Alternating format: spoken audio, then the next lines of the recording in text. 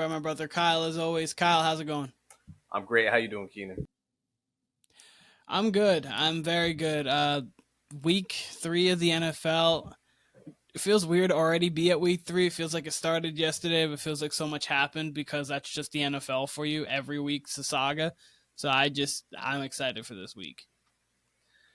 Yeah, I mean, football season always truly starts the second week of September, and Yeah. then before you know it, you're already to the holidays. So I mean, Mm-hmm. football season really carries you through from really the last quarter of the year, those last 3-4 months. So it's crazy. It's It's crazy. Before you know it, we'll football's be in beautiful. October, and we'll Mm-hmm. be moving on from that. Be in November, then December, and then yeah, before you know it, it'll be the new We'll year. be moving on to basketball, playoff baseball. Playoff WNBA is going on right now, which I've been paying attention to because obviously I'm trying to get into the WNBA even more than I already was.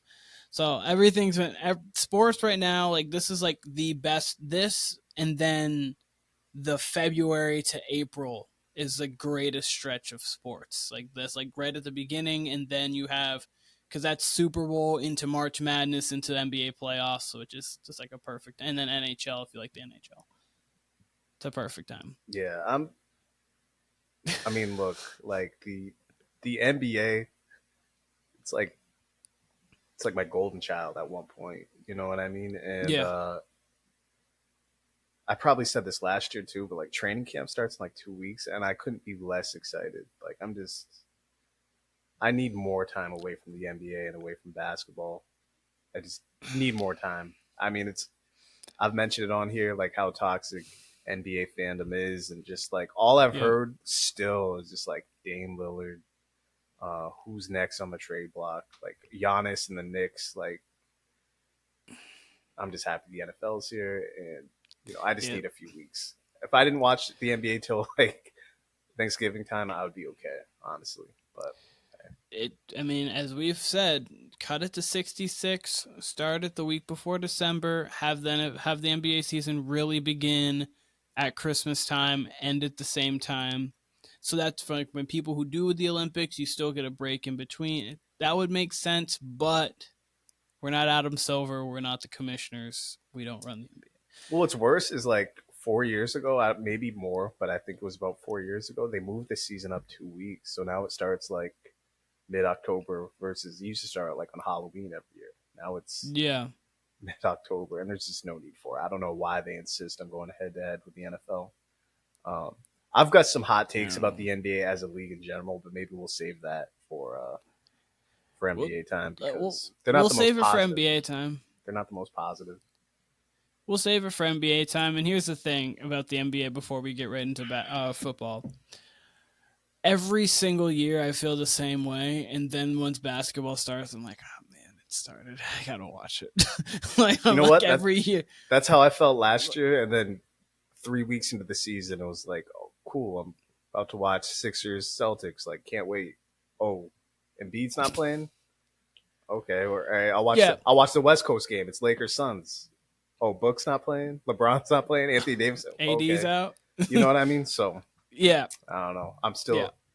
I'm still jaded towards last season, but maybe these the changes in the CBA, you have to play 65% of your games or 65 games, I believe it is. Sorry, to be Hmm. eligible for awards. Maybe that'll change some things.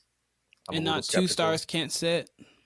Yeah, it's funny to me because they've tried to make changes to load management. It seems like 2 or 3 times over the last 10 years, and nothing's really stuck. So I don't even We'll know what see. to make of it. But let's go to the NFL because I'm already I was just gonna say, getting. let's get to the more important league right now, the better league right now. So Thursday, about a couple hours from now, we've got the New York Football Giants playing the 49ers in San Fran. So, did Time you out want to go before through? before we get to these Oh, you games. okay? Uh, what was our record last week? I want to know. So last week I went 9-7. You went 8-8. So I'm right now 19 wins, 13 losses. You are 17 wins, 15 losses. So we're 2 games out right now. We're in the ballpark. We're in the ballpark. Yeah, I mean, typically we have like 5 or 6 games that we pick differently. So one big week could sway either way. I can either get up big or you could get up again. So it doesn't take much. Anything you want to get off your chest before we get into these picks? Anything, whether it's football, whether I, you know what, actually, let's do one thing before we get into football. We didn't talk about this. Uh, First of all, Drake was supposed to be dropping tonight. That's now October 6th, but he did drop It Slime got You moved Out. back again. I It didn't did. know this. It did. October 6th. Uh, so what did you think of Slime You Out with SZA? It wasn't what I was expecting. The first time I listened to it, I was like, eh. More I've listened to it, it's grown on me a little bit. I like it, don't love it. I would say the same. I mean, it's a good enough song. Like I can picture just catching it in the background somewhere and being like, "Oh, all right, Hmm. this is a vibe kind of thing." But in general, I was definitely expecting more, especially with SZA on the record. Um, Yeah. I almost think he shouldn't have dropped that. Like, just waited for the album. But then again, I think it should have been a better song anyway. Whether with with Yeah. SZA especially. So I'd agree. I like it. I don't love it. It sounds like uh, "Get Along Better with Your Friends" Part Two. The song he had with Hmm. Ty Dolla of CLB is Yeah. like the cadence that he's singing in. It sounds a lot like that, but I don't know. I don't know. Look, I mean, I would have loved him.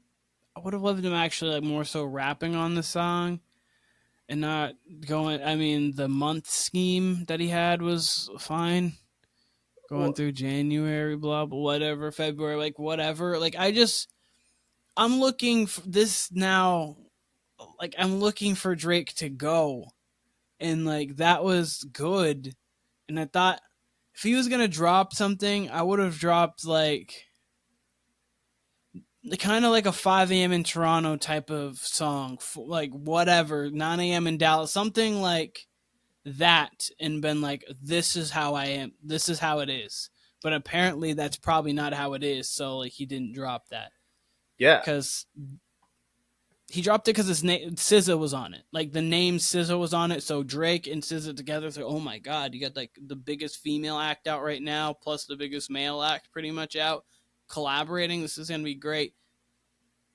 And for that, it was lackluster, but I don't think it was a bad song by any means. definitely not a bad But song. But I no. do think it's out of the question now. You said you wanted the rapping album from Drake again. I think that was her loss. I think that was her loss, and I mean, look, the two songs from this that we've seen drop or heard is the song with SZA and "Search and Rescue," which are very much not even R&B. They're very much like hip hop, auto tune, very much what you get from like a Gunna or some other Travis guys. Scott. Travis, Not production wise, but like yeah. sure, but still that trap sound mixed with more singing. So I don't. I guess we're gonna get that. I guess it'd be more in the R&B vein, but I guess we don't really know. It doesn't seem like it's gonna be rap though. I guess from those first two, As but who knows? as long as I get a time and a place track, I'll be okay. Maybe, maybe. I need one time and place track, and let it be between 12 a.m. and 5 a.m. Like let it be between 12 and 6 a.m. Like give me an AM track. I don't want, even though the PMs are fine. Like I want like a 12. I want you to be late night, like in just like out on the water, and then give me a track. That's what I'm looking for. That's what I hope for. This has been a pretty good music year overall, but Mm-hmm.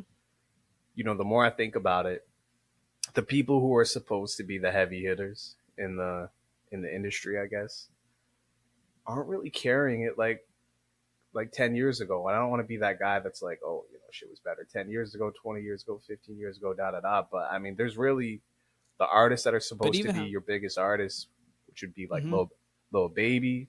Um, as we said with SZA, waited 4 years in between to drop. Cardi doesn't drop albums; she drops singles. So a lot of it, there's not much substance in today's music. I mean, there still is substance if you look for it, but the heavy hitters aren't carrying the torch the way they should be, in my opinion.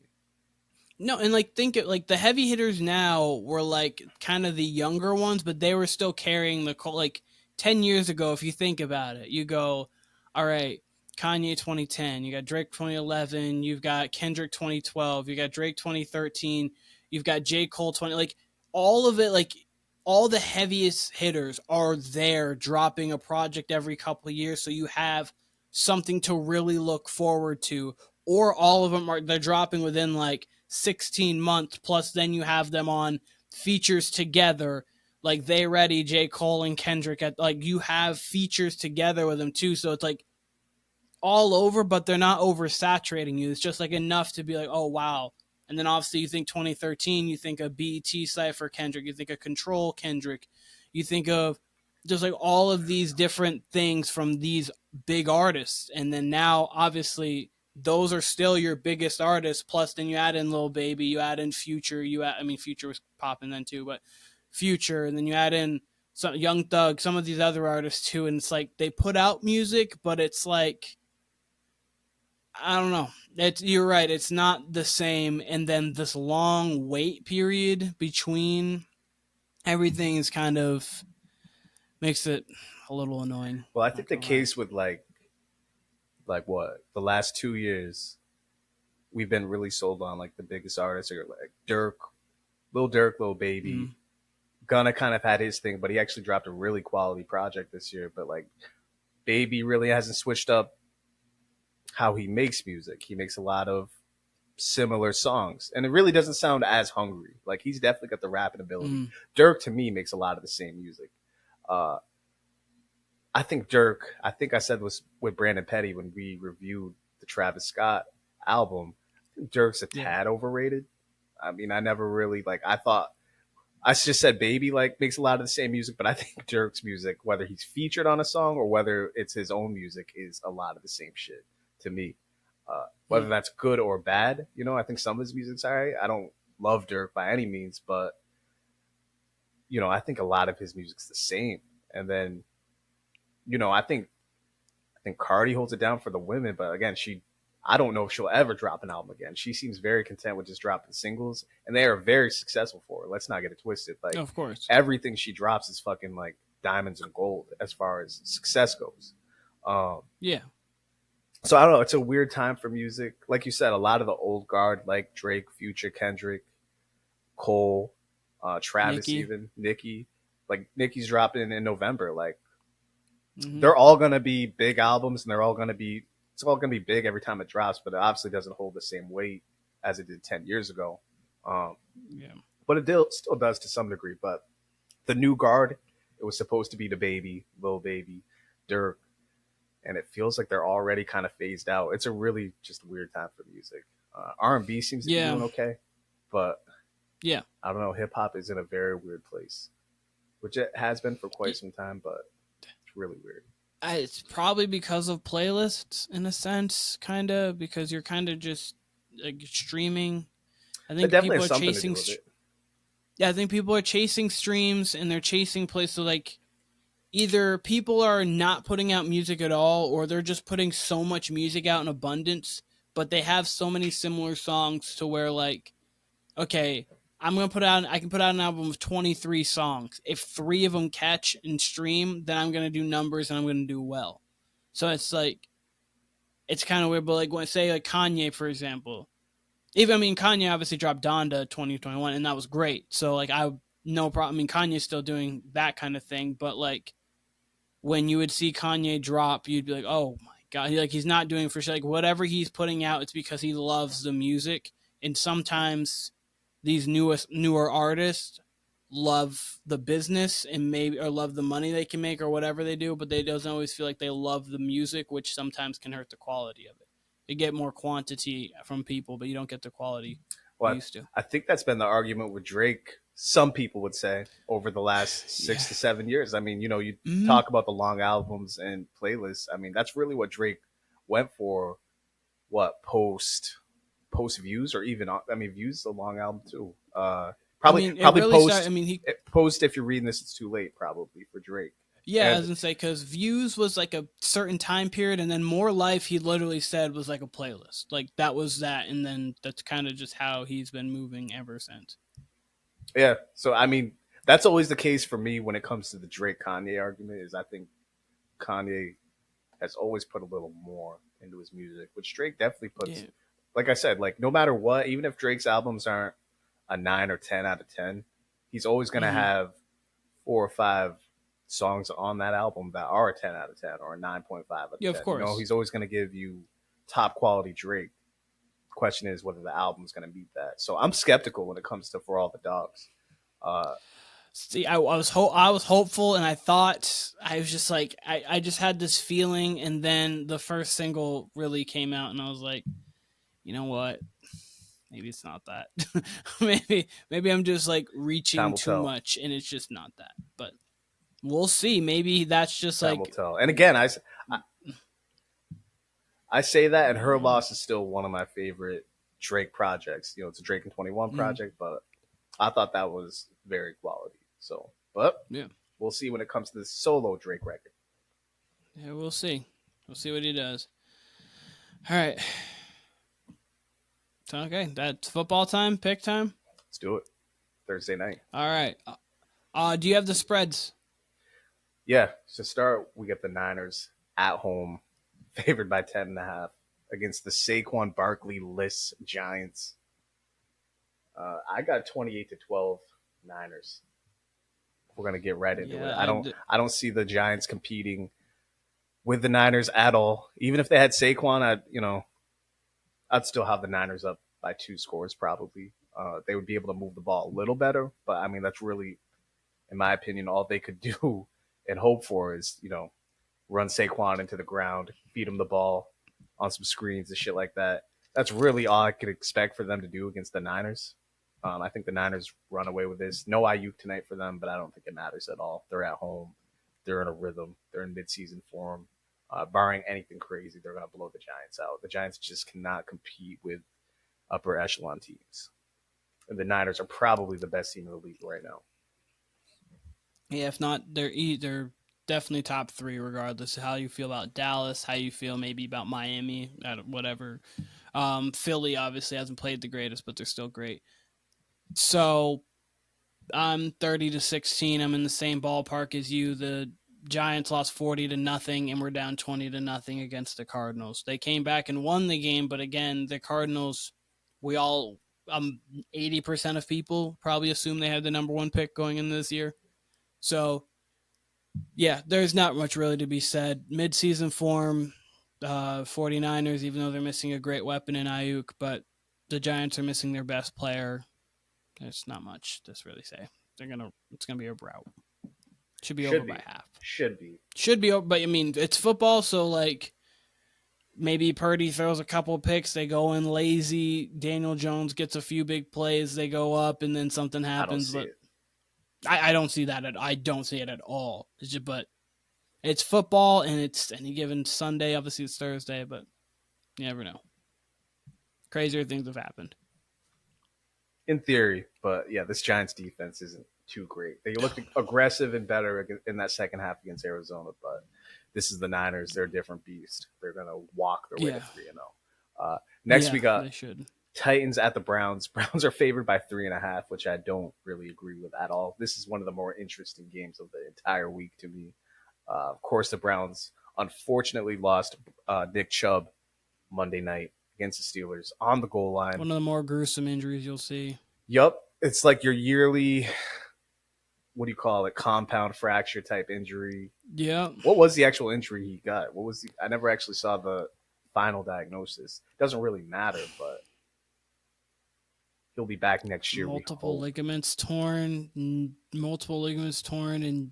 something wrong with his knee. I don't know the exact, but all I know is if you just put like knee, thumbs down, like that's pretty much what his injury was. Whatever is going on, ACL, PCL, MCL, patella, femur, like everything probable, something within there just. Which he had torn previously. He had torn his PCL and MCL previously. I don't know if it was the same year. It wasn't the same. Damn. I mean, 2015, I think it was, and it was the same leg. And he'll be back, but man, it just sucks. I mean, we'll talk about like the Cowboys and Diggs' injury, but like, weirdly, as important as he is to their team, that does not kill the Cowboys. Yeah. Whereas the Browns, if they had any contender hopes at all, this is the one guy they couldn't lose. This was literally what the offense centers around, and especially if you look at Deshaun Watson this year, who does not look great at all. Mm-hmm. They could not afford to lose Chubb. No. So it's just a shitty injury all the way around. And he's very fun to watch. So we lose. Same thing with the Browns Giants. lose. What you mean? Same kind of thing with the Giants. If they lost Saquon, they're done. Doesn't matter. It's almost more important that they lose Daniel Jones and Saquon, you could argue, depending on who you can fill in there. Sure. But I mean, but the Giants don't have Super Cleveland, Bowl. 3.5. I was going to say the Giants don't have no. Super Bowl aspirations. The Browns do. The Browns could not lose Chubb at all for their contender hope. So it's going to be interesting. What's your pick for this week with this Titans-Browns game? Because this is literally probably the most intriguing matchup to me of the week. So I do like Jerome Ford. He definitely gave a spark. Even before Chubb, he was kind of giving a little bit of a spark. He's got some pop. He's got some pop. Shit, sure. They obviously got Kareem. They got Kareem Hunt. I don't know if he's playing this week. If there's a position you can just hop into, it is running back. I do have Cleveland winning this game, though, and I have it in like a 21-19 game. I think it's going to be low scoring. Cleveland's defense has been playing electric. It's been high power, high velocity style defense, and I think that's going to continue. Ryan Tannehill, depends on what Ryan Tannehill you get. You get week 2 Ryan Tannehill, but that's the Chargers defense, which seems to just be laying eggs for some reason. Don't know why. And then obviously you have Derrick Henry, but really it's going to be a battle of the trenches. I think the Browns can come out on top of it. I have a low-scoring game as well. I have 2017 Titans. You mentioned Ryan Tannehill. Look, this Browns defense is no joke. It's a Super Bowl defense. It's a hard-hitting defense. I want to say I heard a stat today where they haven't even allowed anybody in the red zone yet. Something like that. It's some crazy stat. But it almost doesn't matter if Tannehill plays good or bad because Deshaun Watson is ass right now. Like, he cannot throw the ball outside the numbers. Literally the only thing he can do that I'm confident in is, like, escape a sack. And even once he leaves the pocket, he seems like a half step slow compared to what he was 2 years ago. Just grabbing face masks. Yeah, 2 face masks in one game. I don't know if I've ever seen that. It's crazy. I truly don't think, like, it'll be like week 10 before we see anything out of Deshaun that resembles something from his Houston days. And really, who knows? If he doesn't by then you're really scared if you're a Browns fan because you are really committed to Deshaun in a way that's questionable to begin with. But I don't see it this week. This Titans team's good. This Titans team has a good defense. Their offensive line sucks, which is, again, that's where your questions with Tannehill will come up. But they do have Derrick Henry. If they can produce any sort of movement and just control the ball, they should do okay against the Browns. And I just favor Vrabel over Stefanski in this regard. So 2017 Titans, but it is a coin flip game, absolutely.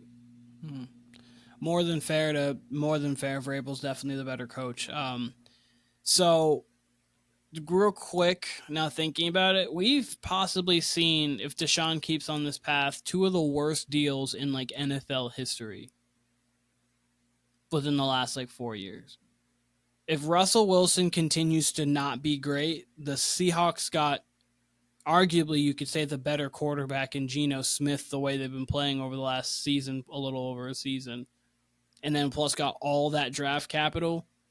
And then you've got the Browns the Texans who got all that draft capital, plus they getting off. And then the Browns, they traded all of that, and then they gave Deshaun still has $134 million as of right now guaranteed to him.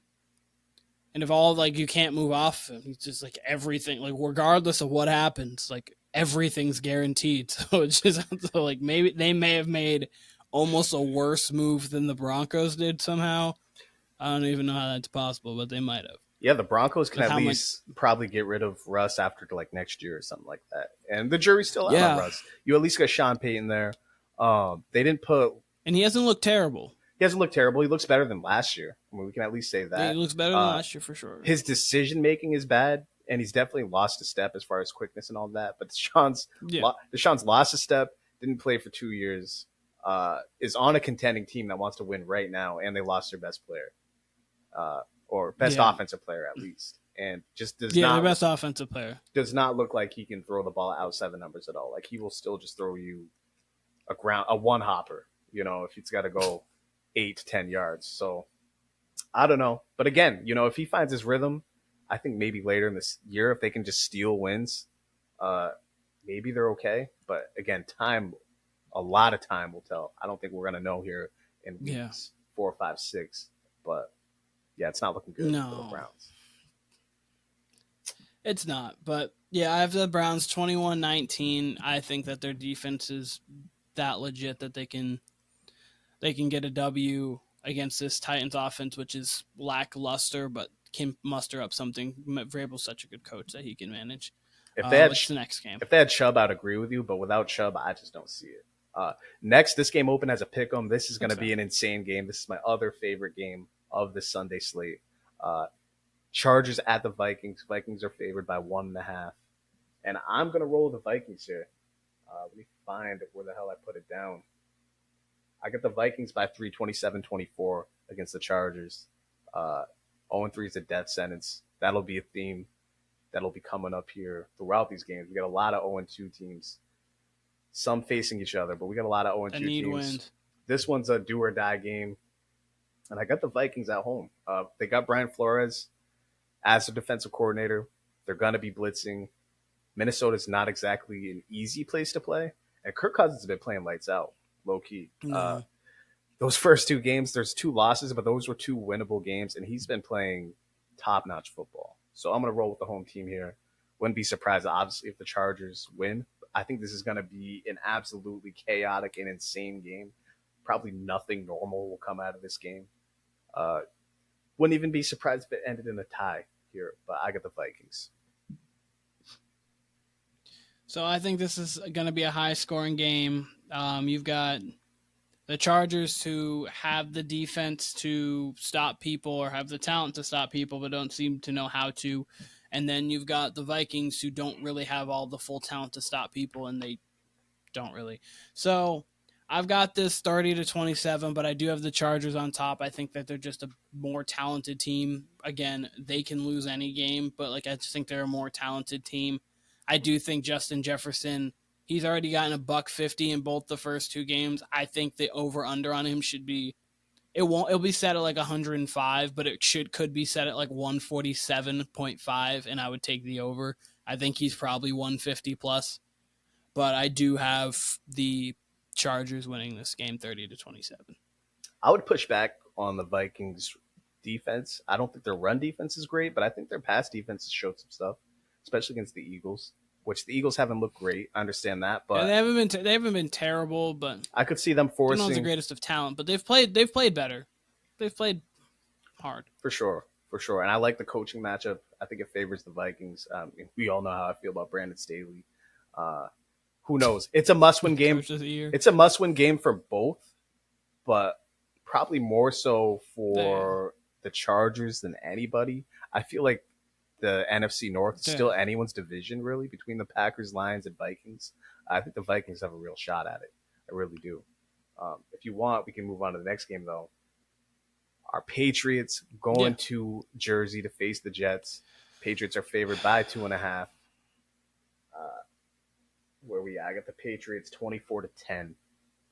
Anytime you got Zach Wilson facing anybody that's close to the Jets level of talent, I'm always going to pick the opposing team. Zach Wilson has insanely bad career numbers against Belichick's defense. He's 2 touchdowns, 7 interceptions.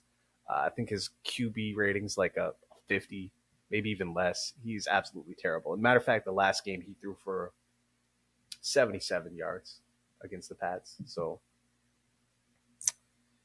no faith in Zach Wilson at all.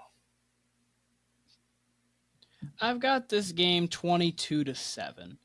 I think that I don't think the Patriots are going to score all that much. To be completely honest with you, I don't think they're going to have to. I think that, to be completely honest with you, I think the Patriots probably have to score 1 singular field goal offensively and they win the game, because I think the defense will probably get you 1. I could definitely be wrong, but if the defense gets you one touchdown, I think if the Patriots were to only get a field goal, they would win. I mean, last year's game was almost indicative of that exact same thing. Obviously, a punt return at the end to win. I think it was 13-6. Was it maybe?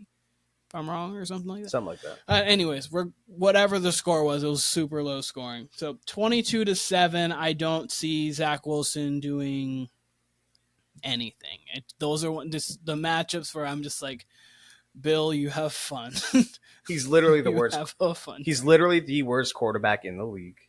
And, you know, the old adage is Belichick versus a rookie quarterback is a nightmare. Zach Wilson might as well be a rookie quarterback. Every time we face Zach Wilson, it's the same thing. He is literally the worst. They love to push him out of the pocket because guess what? It's like, hey, you get to make a decision now. You get to play playground football. And guess what? Probably 8 out of 10 times Zach Wilson's going to make the wrong decision. The times he can. They're going to disguise.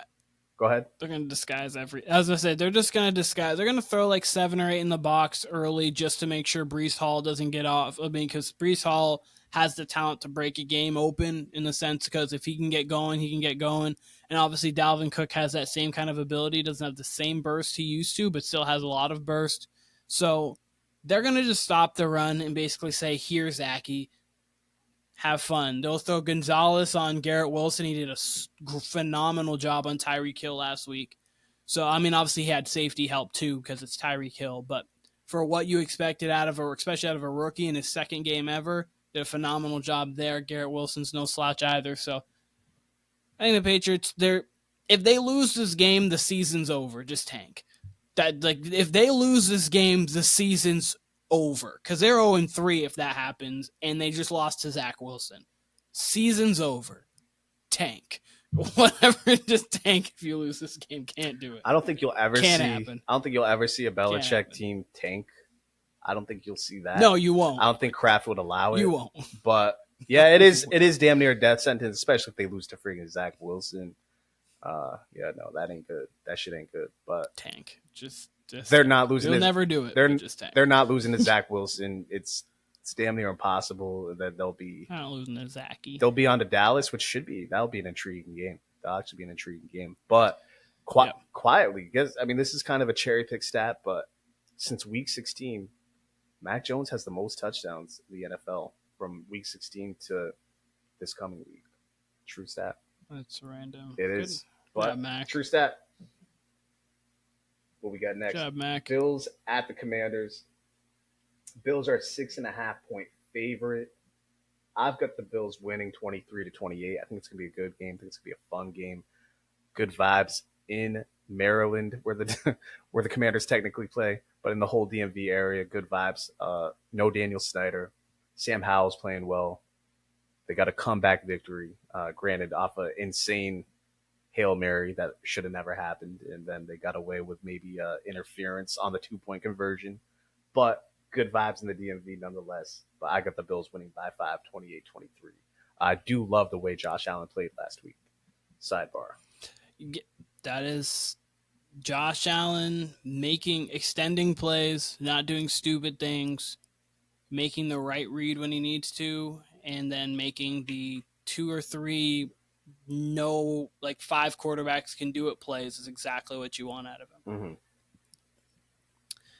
That being said, I have Washington 25-24 with the upset. I do think they're 2-0. That defensive front, they're like tied for the most sacks in the league. They've been sneakily one of the best defenses in the league so far, and they have that capability. Their front's great. So I think that's going to give Josh Allen some problems. The Bills' weakness would be their offensive line and their lack of a run game. I mean, James Cook's actually been running pretty well so far this season, so maybe he's going to kind of make that a strength of theirs rather than a weakness. But I think Washington can get the upset here. I got them 25-24. Hope you're right. Hope you're right for the AFC East is concerned. And you know what? I could see it. But I do think there is good vibes for Buffalo coming off that win last week. But yeah, there's absolutely, I mean, I think it's going to be a close game. I got it 23-28. But yeah, there's absolutely a world where the Commanders are 3-0 coming out of this game. And the NFC East would be looking extra strong with the Eagles Cowboys and the Commanders coming out of this all potentially undefeated this week. Because I mean, Cowboys got Arizona. I mean, was like but the Cowboys are. We'll get to the score, but the Cowboys, we both have it 3-0. Think we got them I winning. don't know about Philly just because Tampa's 2-0. We'll see when we get there, but Dallas is 3-0 going into the week. So then the Commanders would be 3-0 too if that was to happen. Craziness. But we can move on to the 1:00 games. We'll get to Dallas at 4. Absolutely. Hold on, let me see this. So we have the Jags favored by 8.5. Texans coming to them. I have a closer game. I have the Jags winning 24-20. I think the Jags really need a convincing win here. I have it close. I do like the Texans defense. Stroud's playing pretty well. But the Jags, they just really need a convincing win, especially against a division opponent. I think that would get the mojo going well there in Jacksonville. I do not like the way they played against KC last week. Really, they didn't even play that well against the Colts. They won 31-17, but it was pretty stagnant there for a little bit. So Trevor Lawrence needs a big game, again, just to get that mojo going for the Jags. So, again, I have this one closed, 24-20, but I do have the Jags pulling away, ultimately. Would not be surprised if the Texans win here.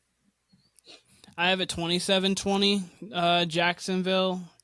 I do think if you are a true playoff contender, I understand it's a divisional game, but if you're a true playoff contender, this is a game that you need to have. Not just have, like, you squeak out a win. I mean, a win is a win, so whatever. You got to make a statement. It's one of those games where even if the score may be within a touchdown or like 10 points, it's a game where you're like, okay, Jacksonville was winning that game regardless. Trevor needs to look sharp. The offense needs to look sharp. And then defensively making plays when they need to. Getting off the field, forcing third and longs, getting off the field when you have to, especially against an offense that features C.J. Stroud, Dameon Pierce, Nico Collins, and Tank Dell. Dalton Schultz. Like, not that they've actually been playing pretty decent as a team offensively, but that is not a great crop of guys. You should be able to win that game especially if you're supposed to win the division and maybe can threaten the conference championship game. So 27-20 Jags. Next is the Colts at the Ravens. Ravens are favored by 8.5. I have the Ravens winning 27-18. Minshew will be starting most likely for the Colts. Gardner Minshew. The Ravens have to be feeling better and better each day about the AFC North. The Bengals haven't looked great at all. Ravens took it to them last week. Browns obviously losing Chubb. As we mentioned, Deshaun doesn't look great at all. The Steelers' offense doesn't look great at all either. They just have to be feeling great, especially if they move on to 3-0 versus the Colts here, which I expect them to do. And, if you can have that much of a cushion in a division that I thought was going to be like the toughest division in football, they can have that much of a cushion going into week 4. Yeah. I mean, the Ravens will have real Super Bowl aspirations. I mean, they already did, but if you can have that cushion on top of whatever they have left for a schedule, it'll be scary for the rest of the league if Lamar can get that much of a head start. Lamar's playing pretty well already. Yep. If you're a Ravens fan, you got to be looking forward to that because this AFC North is already looking shaky outside of the Ravens. Yes. I've got it a little closer. I've got it 28-22. This feels like a game where the Ravens don't come to play early and then they play late. This just feels like one of those games. I don't know why to me. I mean, they're banged up. I'll give you that. They're banged up.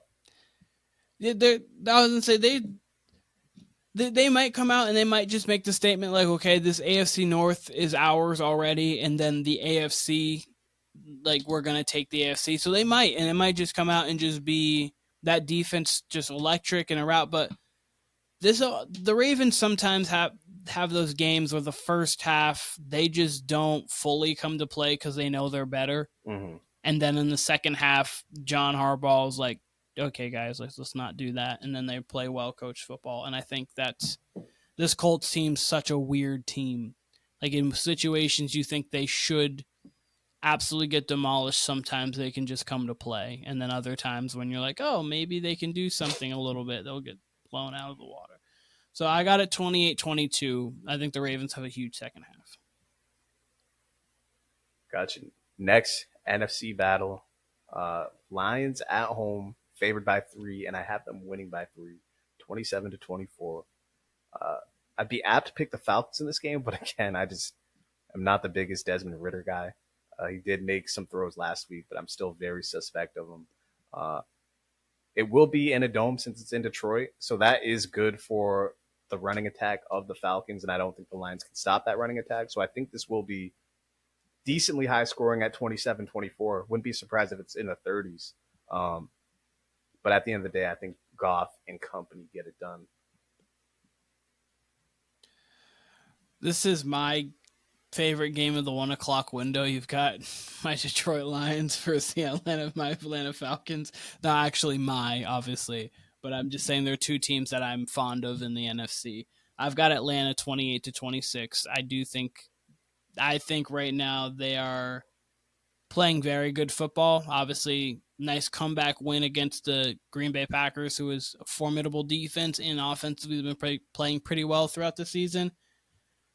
It is in Detroit, which means their offense is going to be even more electric than it is on the road, but I think Bijan is a man amongst boys. There's been some runs already this season where you're like, that may be able to be done by like 3 or 4 running backs in the league, maybe. It's a special athlete. So he's super special, and like every week he's justifying why they took him.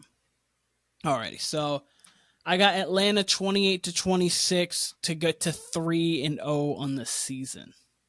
I've never seen a flip-flop more than you on the Falcons.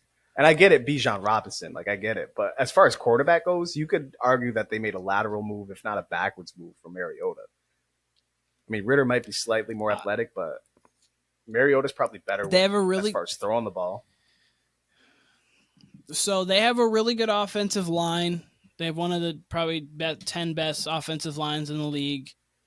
You've got Bijan, who by the end of this season might already be a top 5 back in the league. You've got Tyler Algier, who was up 1,000 as a rookie last year. Drake London's was one of the best rookie receivers last year, even with subpar quarterback play. In last game, he was 5 for 68 and a touchdown. Kyle Pitts, super talented athlete. We'll see whatever happens with Kyle Armpits. But so we'll see there. Matt Collins is solid. But I like that. And then they picked up Jesse Bates defensively. That's definitely one of the best safeties in the league.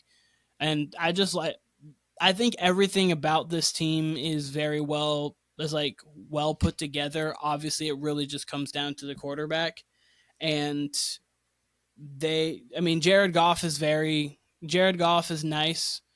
When you give him protection, he can make all the throws. That's a lot of the quarterbacks in the league, but he makes great decisions when you give him great protection. So it's going to be a battle of the trenches here too, because Detroit has a top 5 offensive line, but I think Atlanta can pull it out. Gotcha. Packers at home are favored by 1.5 against the Saints. I have the Packers winning 25-20.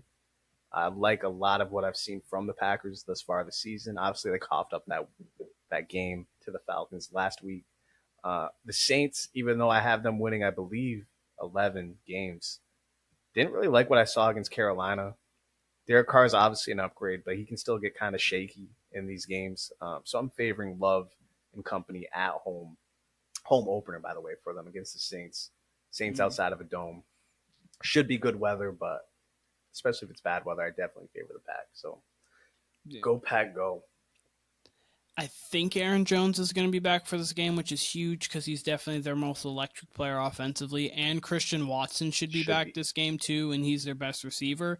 So they're definitely getting a boost there offensively. Defensively, they still have a very stout defense. I've got Green Bay 23-19. It's not going to be an easy game. The Saints defense is real. Yeah. They've been real for the last 4 or 5 years now, but they're still strong as always. But I like Jordan Love. I like what he's been doing so far. Completion percentage needs to uptick a little bit, but 6 touchdowns to 0 picks will always get the job done. So I like Green Bay 23-19. The definition of a trap game here. Dolphins at home, hosting the Broncos. Home opener for the Dolphins as well. favored by 6.5. I actually have the Dolphins winning 28-22. Did not have the courage or the conviction to pick the Broncos, but it's right there for me. I really want to pick them, but I can't. They haven't shown me enough to give me the courage to pick them. But if there was ever a trap game, it's this one right here. So yeah, I got Miami and their high-powered offense. Probably no Jalen Waddle with a concussion, but I have Tyreek and them going off because this Broncos defense looks ugly, looks absolutely ugly, and we thought it was going to be one of their strengths. That being said, if Russ can at all move the ball and keep it close, maybe there's a chance they'll be the most desperate team here. Clearly, Sean Payton needs a win, but I believe the Dolphins will come out on top. Dolphins on top, 27-21. I'm picking the Broncos to get over 16. Last week showed me at least that they can do it. So 27-21, not going to pick them to win the game. If they win the game, I'll be super shocked. I understand it's a trap game, and I understand what you're saying, but because Sean Payton is a good coach, Russell Wilson has been playing better. They do have talent offensively and defensively. So I can't say I'd be in shocked. theory, they could win this. In theory, they could win this game, but again, I guess I'm a Broncos hater. I'm shocked whenever they do things really well. So, and beating Miami is a really good thing. So, yeah, I'd be shocked if they won. But 27-21, I do think it will be a hard-fought game because you do have two very good coaches. Next, we got the Seahawks hosting the Panthers. Seahawks are favored by 6.5. I have the Seahawks winning huge, 31-14. Andy Dalton will be the starting quarterback for the Panthers, by the way. Not much looking good for the Panthers. You even had Bryce Young lining up, not under center, but under guard out of the gun last week on the Monday night game, which was, you don't see that often. So not much talent there. Not much looks good. You could even argue Dalton might be the better choice for them right now, just to start the season. So who knows? You could argue this is a trap game as well for the Seahawks, but extremely tough place to play, whether it's Dalton, whether it's Bryce Young. I got the Seahawks winning big. That probably won't be the case. I could see the Seahawks just coming out, playing an ugly game, make it like 22-12. But I got it 31-14. Seahawks. I've got it 29-16. I agree with you as well. I think that there is no reason at all why this game should be close. In theory. There's no reason. Could be. Seattle does that sometimes, but there's no reason why this should be close. So I got them 29-16. They're just a better team all around, regardless if this is Bryce Young or Andy Dalton. What'd you say the spread was again? 6.5. 6.5. That's what I thought. Thank you. Now we got a disgusting 4:00 window. The Chiefs at home. They've got the Chicago Bears, who are under utter turmoil right now. 12.5 again at home for the Chiefs. I got the Chiefs winning big, 28-14. I just don't see it for the Bears or Justin Fields. Someone said Justin Fields is going to be the most athletic Foot Locker employee of all time when it's all said and done. And that's how it's looking right now. Justin Fields just does not look good. I've said that since his career started, but it's neither here nor there. What do you got, Keenan? 31-17 Chiefs. Yeah, I'm going to go 31-17. This offense isn't rolling, and it seems like the Chiefs right now are like, what I've seen was like 14 or 15 people for the Chiefs have caught a pass this year. Mm-hmm. They're doing like what a New England would do early in the season and just trying out different things, and they can. And even trying out different things, they're going to probably blow the doors off the Bears because there's not much to write home about the Bears. So their defense has been playing well. I think their defense can maybe get you 6. I got 31-17. I could see maybe 3 different Chiefs catching a touchdown. Yeah, if there's ever a game to get your rhythm back, it's against the Bears. Their defense isn't good. Their offense isn't good. There's nothing about this at home, too, on top of that. If the Chiefs limp out of this and it's a closer game than expected, then, maybe something to worry about if you're a Chiefs fan. But I don't expect it. The Bears are literally probably the worst team in the league. Again, Fields is not playing great at all. They ran the same play 3 times, which led to a pick six, near the goal line last week against the Bucks. Mm-hmm. All kinds of nastiness over there. It might actually be the next team that's the worst team in the league, though, too. So, speaking of that great 4:00 window, I would say so, but hey, they got up 20 on the Giants, and I think statistically the Bears are literally like 32nd in offense and 31st in defense. So the Bears, unfortunately for Cardinals fans, might be worse. They might be in the Caleb. They will be in the Caleb Williams sweepstakes. Hold on, I lost the. Listen, I know Joe really liked Justin Fields, but but Joe Gagner, the USC guy, I'm pretty positive if they got Caleb Williams, Joe would be buying a jersey the second he got drafted to the Bears. Like, he would already have the jersey pre-ordered and ready. So, shouts to Joe. I don't think any Bears fans, especially how it's gone so far, would hate that. But again, it's also quarterback purgatory going to the Bears. So hopefully if they got Caleb Williams, they would do everything in their power to make sure that he's good. Like, once you get him, the offensive line, I'm paying whomever, how much ever, and I'm going to make sure at least he's protected and then go from there. I mean, they've done a lot for Fields. It just hasn't worked out. He just hasn't been as advertised at all. They're trying. He hasn't been as advertised at all. Next, we got the Cowboys. Again, as we mentioned, the Trayvon Diggs-less Cowboys.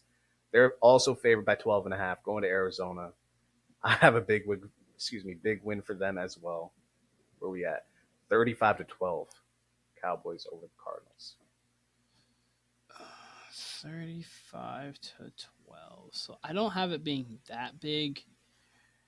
I do have them winning, though, about 27-9, and I do think we see like maybe 4 defensive touchdowns this week. I think New England's getting you one. I think Dallas is getting you one. I thought you meant all. What? I thought you meant the Cowboys are getting you 4 defensive touchdowns. Oh no! And I only have met. They would mean they got 4 defensive touchdowns and missed an extra point because I have my 27. That'd be insane. No, I think Dallas is getting you one. I think New England's getting you one. Honestly, I think KC's getting you one. And maybe Washington against Buffalo. I think that's kind of maybe something that they'll be able to mess off. But we'll see. But I think there could be at least 3 or if not 4 defensive touchdowns this week. I think this is going to be much like that opening game against the Giants for the Cowboys. If they get up 10 at all, it's going to be like, hey, pass rush, let's go. Like, let's just send them. And it's going to get ugly. Like, that's just what this Cowboys team has a capability of doing.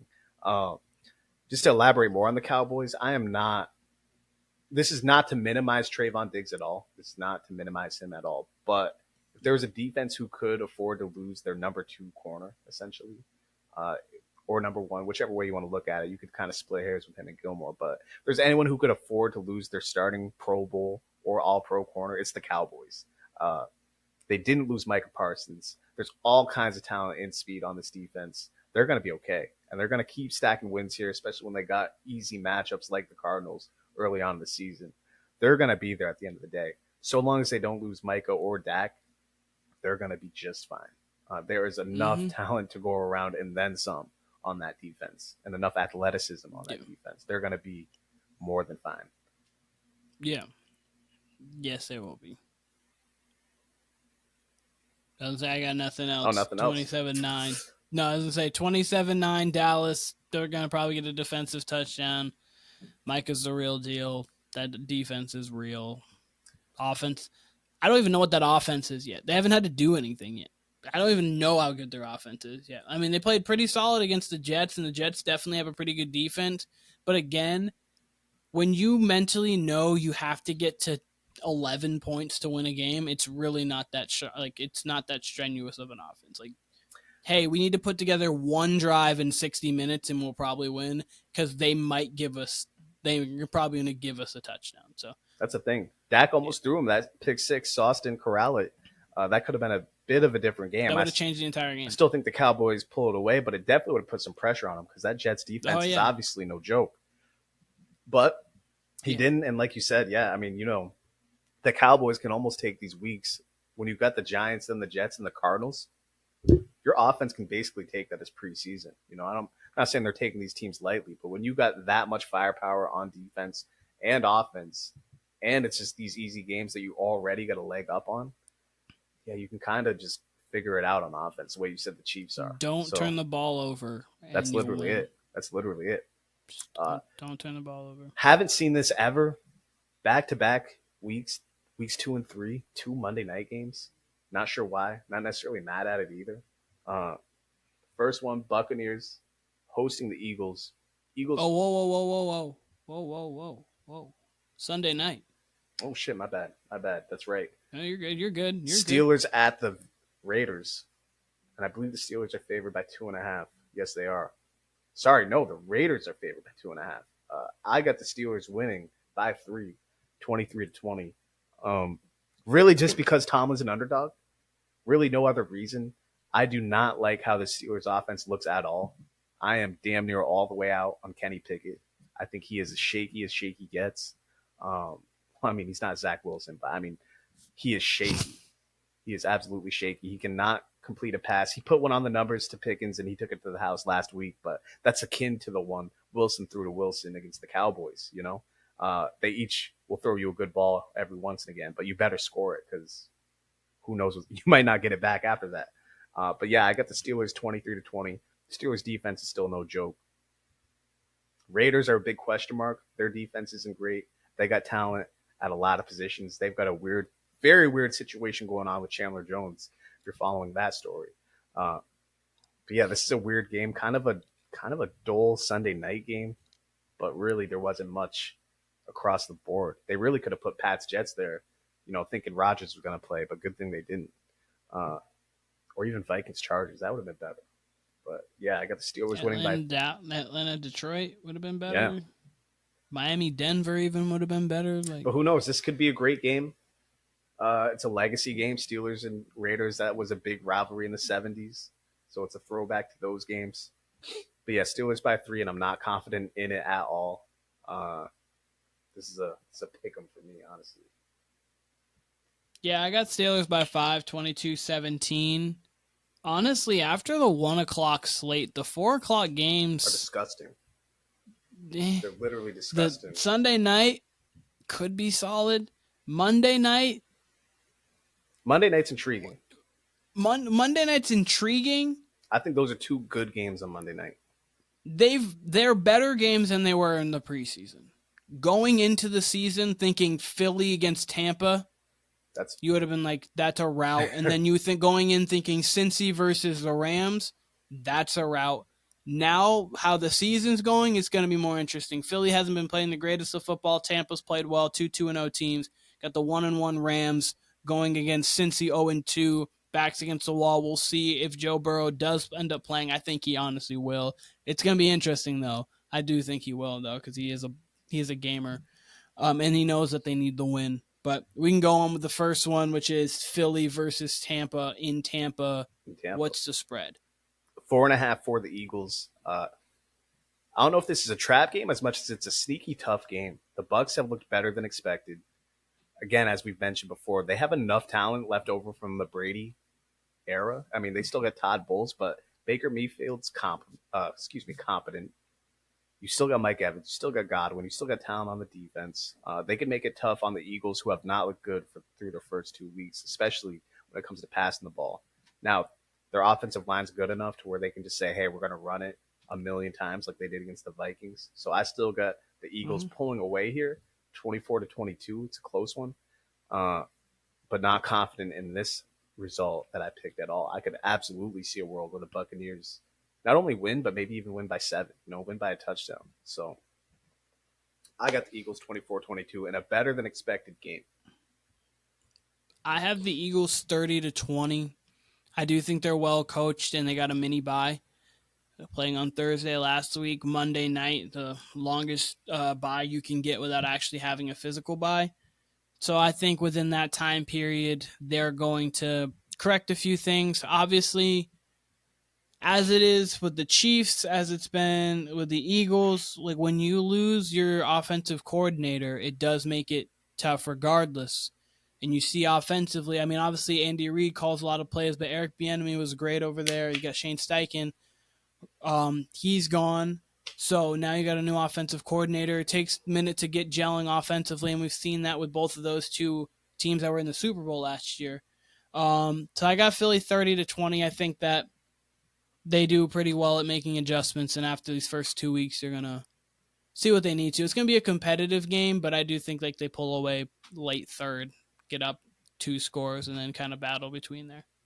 I like Hurts as a QB, and I get the importance of losing your OC and such, but I also don't think he's exactly Joe Burrow or Justin Herbert or one of these guys from the pocket. You know, I think No. he's very much. I made this comparison before. I think he's very much like Russ early on with the Seahawks, or even like an early Brady, where he's got enough talent around him from the running back position, from the defense, from in his case every single position group on his team. They have got loads of talent, and he's good enough. He is accurate, but I don't think he's necessarily like super talented with his arm, but he is, of course, a good enough quarterback. He's also not a game manager either, but he can kind of tone it down the way he's been playing the last 2 weeks. He's been doing more game manager stuff. But yeah, once he figures out this offense and they do find a rhythm, could be scary hours for the rest of the league, should be scary hours, but we'll see. It is a slow start, but as we said before, your first 4 to 6 weeks now in the NFL, especially with the de-emphasization of preseason training camp, first 4 to 6 weeks are really kind of like a preseason. So if they could get ahead here, start 3-0 with Dallas, that would serve them well. Because as we said, the Commanders, they're right on their heels, and they could be, playing at 3-0 as you picked them to go.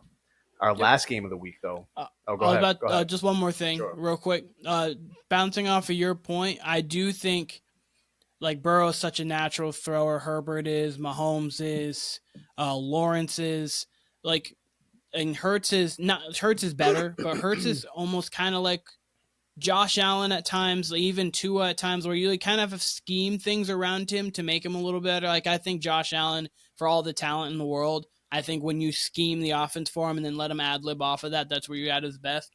I think that's the same with Jalen Hurts, which is why I think the OC changing makes things a little bit more difficult, because I think Steichen did a really good job of knowing this is exactly what Hurts' strong points are. This is his weaknesses. This is where we'll get him in great positions and stuff like that. So bouncing off your point, I don't think he is one of those top flight quarterbacks with his arm. He's great with his legs, and so he does need that rapport more so to be great. But we can move on to this last game, which is oddly interesting. Again, more interesting than I thought it was going to be week 3. Before we get to this last game, I just want to make a point. I've been looking at a lot of top 32 QB lists, and I heard someone say a couple weeks back that there's more talent or better quarterback quality now in the league than there's ever been. I think I disagree with that. I don't want to, again, be that guy who's comparing to 10 years ago. But, man, 10 years ago when you had Brady, Rodgers, Breeze, and Manning all either in or at the end of their prime, on top of guys like Stafford, on top of guys who, like, I dislike this quarterback, Big but Ben, he had a ton of talent, Phillip like Jay Cutler, Rivers. Big Ben, Flacco. I mean, I think there was a lot more quality 10 years ago. Eli wasn't terrible either. No, it's weird. So I think there might have been better quarterbacks then. There's more talent now. I think that with like how people grow up, I think like when you look at just arm talent and like how people can like throw the ball, like Zach Wilson on an empty field throws the ball beautifully. Like he has a great arm. He has a very strong arm. Like he can throw from different platforms and things. Time out. I'm not. This is just. You said on an. That's a fact. No. You said on an empty field.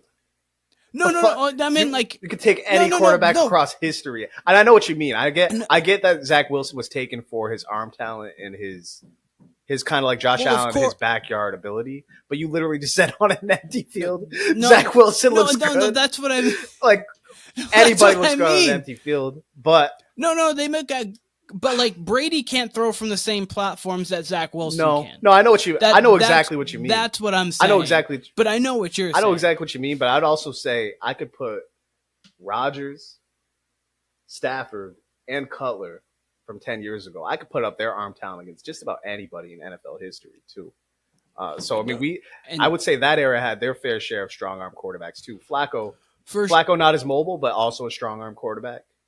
Big Ben, an For sure. unconventional quarterback. But I mean, as far as just pocket awareness with what you had with Breeze, Brady, Manning, Rivers, Roethlisberger, even once he really got the hang of it, because he was kind of a Deshaun Watson-esque quarterback to begin with, but even uglier. Like he would have a lot of games where he'd throw for like 172 yards and a win.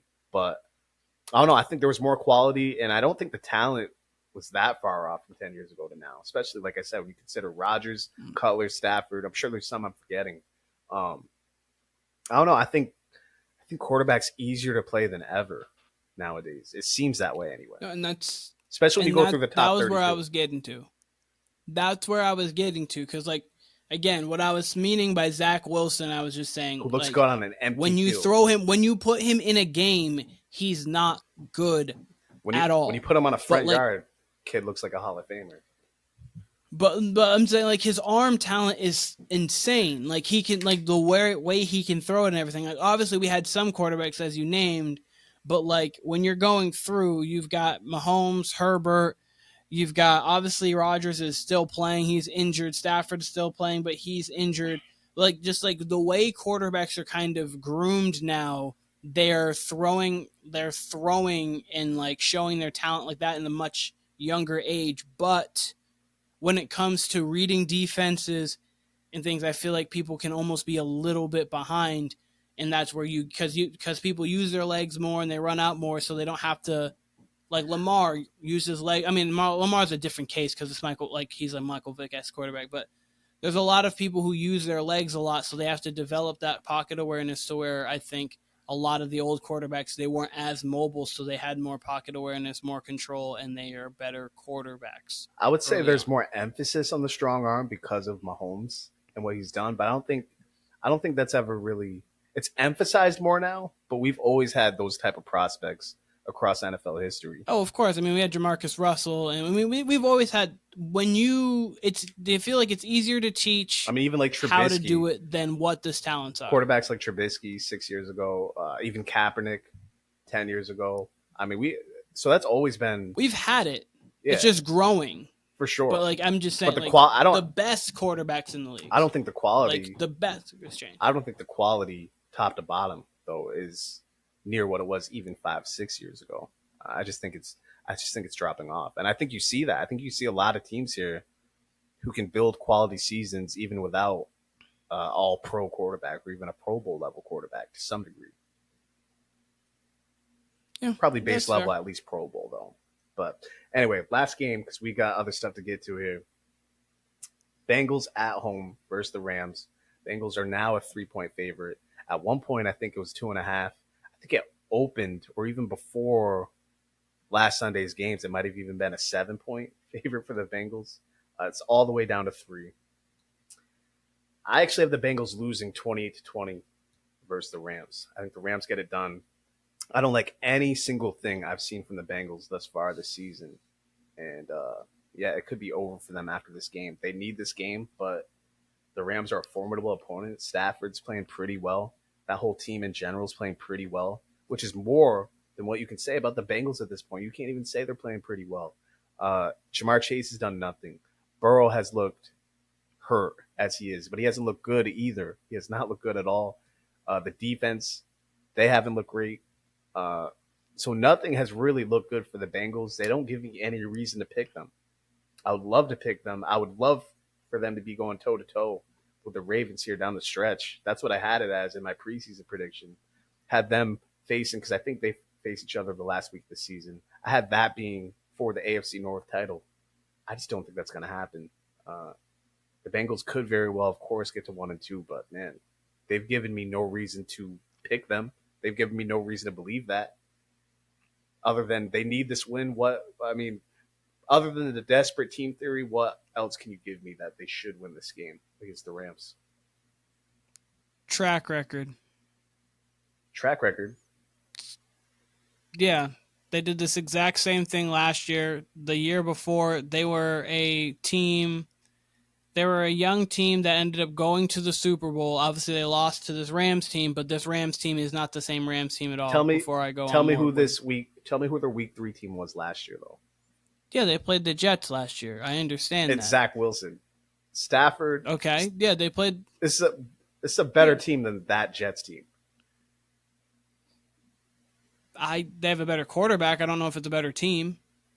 The Jets last year were about a 500 team, and with a quarterback, they could have competed with just about anybody. That defense was great. The run game was very good. But they didn't. Everything but about they that didn't team have a was quarterback. That's the thing. It was still Zach Wilson and the Jets.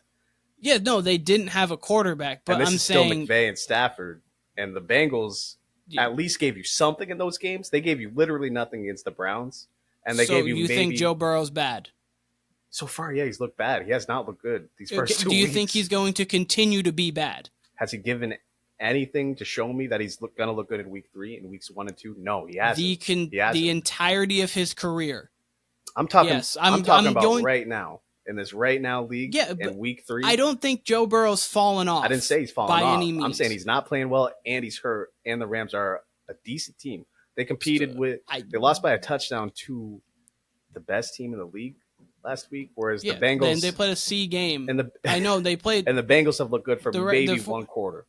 You're giving me one quarter. No, I understand that. And Joe Burrow looked good the last quarter he played of football. What I'm saying is I have confidence the fact that the Joe Burrow I've seen for 2.5 years because he got injured his first year can play in week 3. Joe Burrow ain't playing defense. I have a feeling that No, he's not playing defense. You're right. The defense that's been playing the last 2 years, I feel like a team who's had their back against the wall multiple times and done very well in that situation can manage to do it again. That I'm taking it off of that. I mean, if I was to take it off of Patrick Mahomes and the Chiefs and they played bad the 2 weeks, I could say that off of their pedigree, they could go win a game that is a must-win game. If they lose and I'm wrong, then I'm wrong. That's fine. I have the Bengals 28-23. It's not like it's going to be a rout in my mind. I think it's going to be a close game. But I do think one of the most talented offenses in the league with the second best quarterback in the league can manage to find the way to win a must-win game. I do think that. Doesn't look good for him. It doesn't look great. And no, obviously Joe Burrow is hurt. I understand that, but he's dealt with injuries before, and he's worked through injuries before, even during the season. So I do think that it's going to be, if Joe Burrow for some reason gets much worse and doesn't play, then yeah, that changes the entire conversation because again, losing arguably the second best player in the entire league, yeah, that's going to change the entire conversation. But if he's on the field, that means he's good enough to play. If he's good enough to play, I don't know if Burrow's better than he's Micah. The best quarterback and the best player going into that game. In theory, I mean, I just have it like the Bengals' offensive line isn't playing well. The defense isn't playing well. Their number one receiver has done nothing. Their quarterback is not playing well. And there's talk about Joe Burrow possibly going on IR because his cap's so bad. All that on top of, a decent Rams team. Not a great Rams team, but one that's going to be competing and going to be not tanking. And again, Stafford looks pretty damn good. Got a little questionable in the second half of that Niners game, but overall, I mean, again, you could argue a top 5 quarterback in the league when healthy. I don't know. I think it's going to be 120 minutes of the season they haven't played well. I think it's going to be a very tough game for them, and I think they do win. It's going to be by the skin of their teeth. They need it because if not, those two divisional games in weeks 1 and 2, and then you go to 0-3. It's just not going to look. Of course, they need it, but I don't think a team. Do you think right now, if Burrow health fine for the rest of the year, do you think the Bengals can win a Super Bowl? Or if at he's least healthy, but he's not healthy. No, I'm just. Yes, I had the Bengals. I think that if Burrow's playing, I had the Bengals in the Super Bowl, but he's not healthy. He looks not 100% at all, to say the least. No, he doesn't look 100%. But if he's playing in the game, he is good enough to play. He's good enough to play that I'm going to take him as he's good enough to play. Sure. Maybe. I mean, so if that's the if that's the case, I have confidence. I don't think that they've now, because they lost a game against the Browns, which they always lose, and then they lost against the Ravens, which has always been a tough game for them. 2 divisional games. Obviously, they did not look good at all against the Browns, and they looked pretty decent in the second half against the Ravens. The first half, they didn't look good at all. So I understand they played 6 out of the 8 quarters. They did not look great. And no preseason. You can't overlook that. They went from no reps to 2 divisional games where they did not look good. Again, by the time this game thing last year. By the time this game, but it's not though. Going against the Jets and Zach Wilson, not off of 2 divisional losses last year, I believe 2, right? The first 2 weeks weren't divisional losses. Week 1 was. Week 2, no. They lost to Dallas and Cooper Rush, and then they lost week 1. They lost to Pittsburgh. TJ Watt getting into that game. That Burrow threw 4 picks, played terrible. And then week 3, obviously they played against the Jets, but again, Burrow doesn't play against the Jets offense. They play against the defense, and the Jets defense is probably better than the Rams defense. I just don't see it. I mean, you just said Burrow doesn't play offense. I mean, play defense. Matt Stafford doesn't play defense either. So, I mean. No, but I'm also saying this is a better Rams team than that Jets team. You're down 2 in the division, and we're talking about a healthy Burrow last year. We're talking about an unhealthy Burrow this year.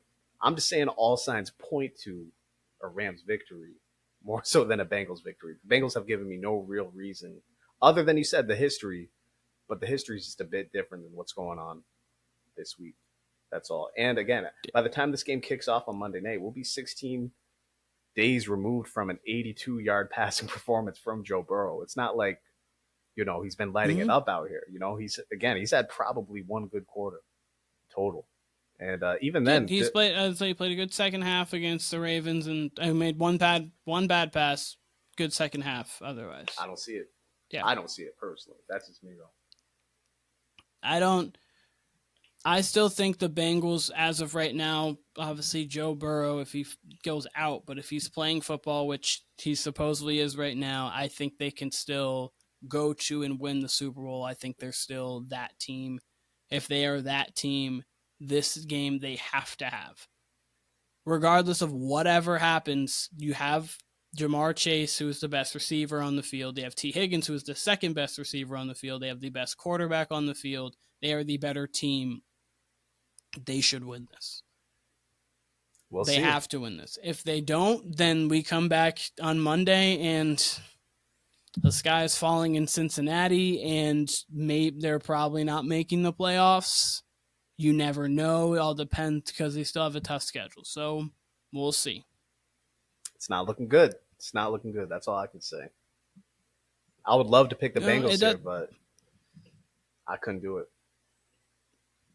It doesn't look great, but, it is. I guess it is what it is. So going through this right now, just to quickly see, we have 5 games different. So we'll be able to, someone's going to make a jump. Someone at least is going to have a better record than the other person during the week, or at least they should. In theory, they should. Unless we have some ties, multiple ties during the week. Unless you have multiple ties or whatnot. But it's going to be a fun week. I'm very excited for it. Yeah, it's a weird, it ended up being a good slate because it's a weird slate of games, especially like you said, that 4 o'clock slate's ugly. But, the combination of that Lions-Falcons game, Chargers-Vikings, Packers-Saints, which isn't a knock your socks off game, but they're at least all close games, or they should be, And then even Titans-Browns, that's going to be an ugly game, but that should be at least wild enough, So you got at least bare minimum chaotic games there. So it should be a good slate. And then, I think we got better games of week 4. I looked the other day, but can't really remember off the top. But week 4, we probably got some better ones. So. Lions, Packers, we got week 4. Falcons, Jags will be a solid game. Bucks, Saints, with the way they're playing is interesting. Dolphins, Bills, Bengals, Titans. This is all the 1 o'clock. Commanders, Eagles.